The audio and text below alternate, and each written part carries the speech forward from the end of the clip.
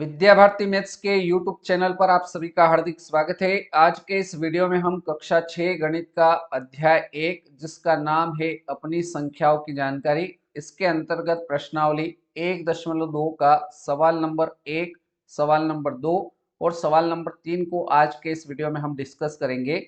Video बिल्कुल सरल और आसान तरीके से होने वाला है, इसलिए आपसे रिक्वेस्ट है कि वीडियो को पूरा अंत तक देखिए। वीडियो अगर अच्छा लगे तो वीडियो को लाइक करें, शेयर करें। चैनल पर नए हो तो चैनल को सब्सक्राइब अवश्य कर लीजिए ताकि इस प्रकार की वीडियो आपको मिल सके। सवाल नंबर 1 की ओर बढ़ते हैं। यहाँ पर हमारे पास में प्रश्नावली 1.2 का पहला सवाल आ चुका है। किसी स्कूल में 4 दिन के लिए एक पुस्तक प्रदर्शनी आयोजित की गई। पहले, दूसरे, तीसरे और अंतिम दिन खिड़की पर क्रमशः इतना, इतना, इतना और इतना टिकट बेचे गए।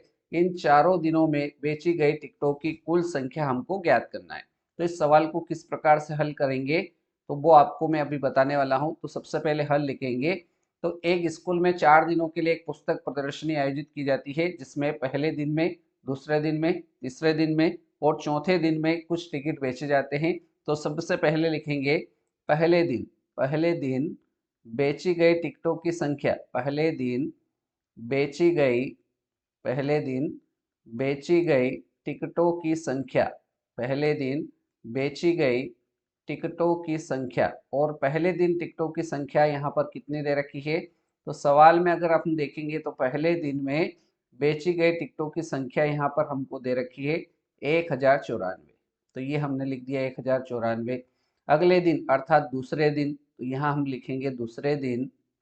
दूसरे दिन बेची गई टिकटों की संख्या। दूसरे दिन बेची गई टिकटों की संख्या। तो दूसरे दिन टिकटों की संख्या कितनी बेची गई है? तो ये अगर हम सवाल में देखेंगे तो 1812 हमें यहाँ पर दूसरे दिन में बेची गई टिकटों की संख्या दे रखी है। तो दूसरे दिन बेची गई टिकटों की संख्या यहाँ पर लिख देंगे हम 1812। यहाँ तक कोई दिक्कत नहीं है।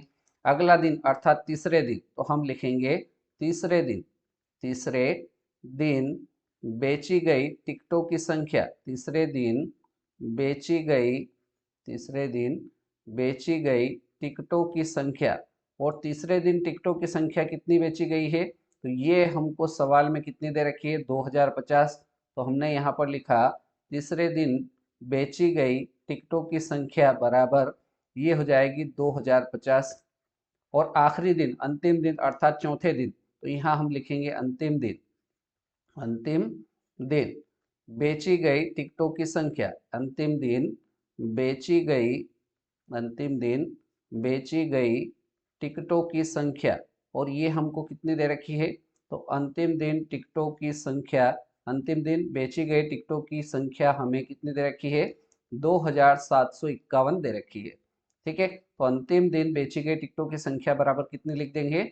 2751 दे देंगे। अब सवाल में पूछा क्या जा रहा है?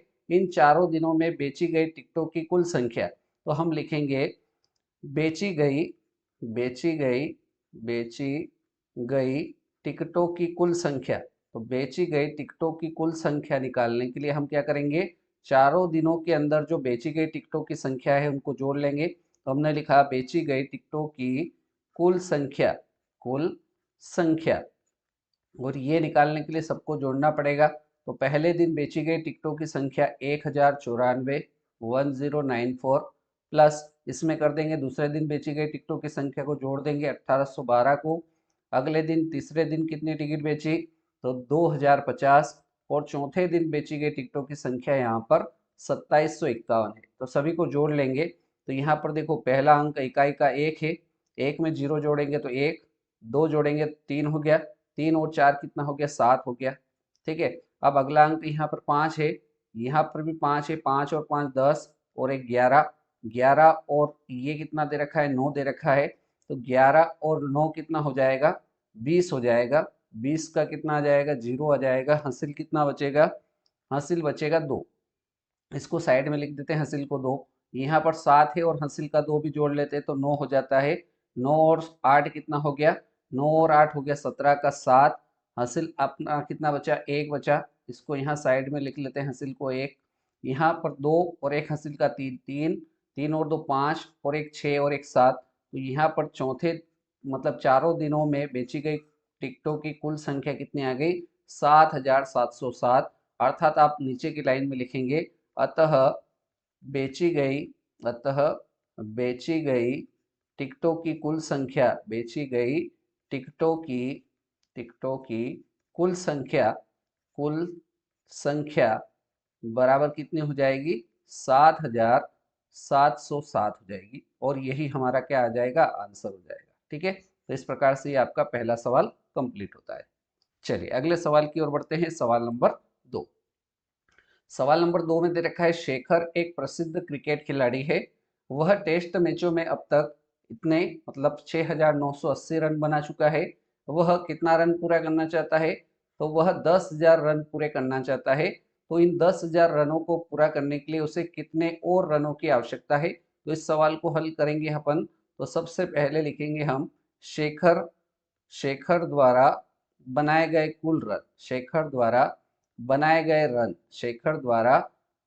गए रन। तो शेखर ने अभी तक कितने रन बनाए? तो शेखर द्वारा बनाए गए रन ये हमको दे रखा है 6,980।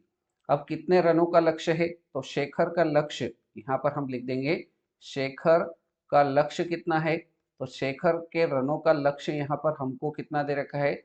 तो शेखर के रनों का लक्ष्य यहाँ पर 10,000 दे रखा है। तो 10,000 रन पूरे करना चाहता है। तो 10,000 रन पूरे करने के लिए उसको कितने और रनों की आवश्यकता है? तो यहाँ हम लिखेंगे आवश्यक रन। क्या लिखेंगे? आवश्यक रन। आवश्यक रन कैसे निकालेंगे? तो जो शेखर का 10,000 रनों का लक्ष्य है, तो इसमें से क्या कर देंगे, जितने रन उसने बना लिए हैं उसको माइनस कर लेंगे। तो 10,000 में से माइनस करेंगे 6,980 को, तो कितना आ जाएगा? तो चलिए इधर साइड में अपन इसको घटा लेते हैं। तो 10,000 में से 6,980 घटाएंगे तो कितना आएगा? तो यहाँ जीरो में से जीरो गया तो जीरो, 10 में से 8 गया तो कितना बचेगा? 2 बचेगा, 9 में से 9 गया तो जीरो बचा, 9 में से 6 गया तो 3 बचा। अर्थात उसको अभी 10,000 रन पूरे करने के लिए कितने रनों की और आवश्यकता है? तो यहाँ पर 3,020 रनों की और आवश्यकता है। तो हम लिखेंगे अतः अतः शेखर को अतः शेखर को शेखर को 10,000 रन पूरे करने के लिए रन पूरे एक मिनट रन पूरे करने के लिए पूरे करने के लिए करने के लिए कितने रनों की आवश्यकता है? तो 3,020 रनों की रनों की आवश्यकता है। तो इस प्रकार से इसको लिख देंगे। ठीक है, तो ये हमारा क्या हो जाएगा? सवाल नंबर 2 कंप्लीट होता है। तो इस प्रकार से आपको कर लेना है। उम्मीद करता हूँ ये सवाल आपको समझ में आ गया होगा। चलिए अगला सवाल देखेंगे। सवाल नंबर 3। इसमें दे रखा है एक चुनाव है, इसमें सफल प्रत्याशी ने 5,77,500 मत प्राप्त किए, जबकि उसके निकटतम प्रतिद्वंदी ने 3,48,700 मत प्राप्त किए। आपसे पूछा जा रहा है सफल प्रत्याशी ने चुनाव कितने मतों से जीता? ठीक है, तो एक चुनाव जब होता है तो उसमें दो व्यक्ति होते हैं, एक जीतता है दूसरा हारता है। तो यहाँ पर हम लिखेंगे हल।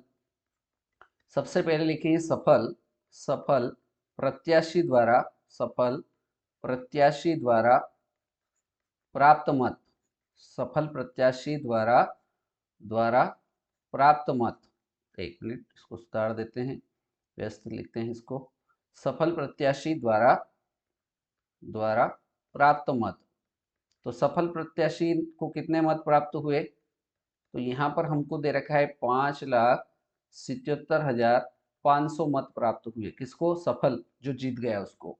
अब जबकि आगे क्या दे रखा है? उसके निकटतम प्रतिद्वंदी। तो यहाँ अगले लाइन में लिखेंगे हम निकटतम प्रतिद्वंदी, निकटतम प्रतिद्वंदी जो उसके विरोध में खड़ा हुआ था या अपोजिट में जो खड़ा हुआ था, उसको कितने प्राप्त हुए हैं? तो वो निकटतम प्रतिद्वंदी द्वारा प्राप्त मत। तो इसको कितने मिले हैं? तो यहाँ पर हमको दे रखा है 3,48,700, 3,48,700 मत किसको मिले हैं? जो हार गया उसको मिले। तो यहाँ पर पूछा है सफल प्रत्याशी ने चुनाव कितने मतों से जीता? तो यहाँ पर हम लिखेंगे अगले लाइन में जीत का अंतर, कितने मतों से जीता उसको हम निकालने के लिए यहाँ पर लिखेंगे जीत का अंतर, कितने वोट से वो जीता, ये निकालने के लिए जो सफल प्रत्याशी है उसको कितने मिले, 5,77,500 मत मिले। तो इसमें से जो हारा है उसके मतों को घटा देंगे, तो ये घटा देंगे 3,48,700।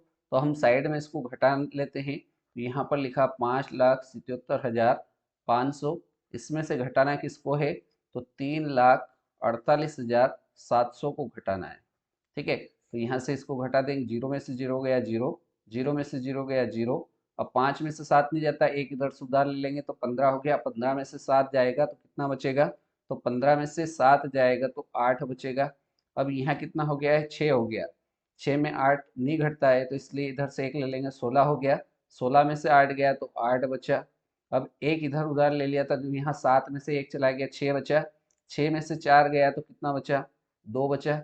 अब 5 में से 3 गया तो 5 में से 3 जाएगा तो कितना बचेगा, 2 बचेगा। तो ये संख्या कितनी हो गई, 2,28,800, अर्थात उनकी जीत का अंतर कितना है, 2,28,800 मतों से वो सफल प्रत्याशी जो है वो चुनाव जीता। तो हम यहाँ अगले लाइन में लिखेंगे, अतः अतः सफल प्रत्याशी, अतः सफल प्रत्याशी, सफल प्रत्याशी ने चुनाव, सफल प्रत्याशी ने चुनाव 2,28,800 मतों से जीता। ठीक है, तो इस प्रकार से आज के इस वीडियो में हमने सवाल नंबर 1 से लगाकर सवाल नंबर 3 को हल किया। उम्मीद करता हूँ तीनों सवाल आपको अच्छे समझ में आ गए होंगे। वीडियो आपने अंत तक देखा उसके लिए बहुत बहुत धन्यवाद। अगर वीडियो पसंद आया हो तो वीडियो को लाइक कर दीजिए, अपने सभी साथियों तक शेयर कर दीजिए, और चैनल पर नए हो तो चैनल को सब्सक्राइब कर लीजिए ताकि आने वाले वीडियो आपको और मिल सके। आज के इस वीडियो में इतना ही, मिलते हैं अगले वीडियो में। धन्यवाद। जय हिंद, जय भारत।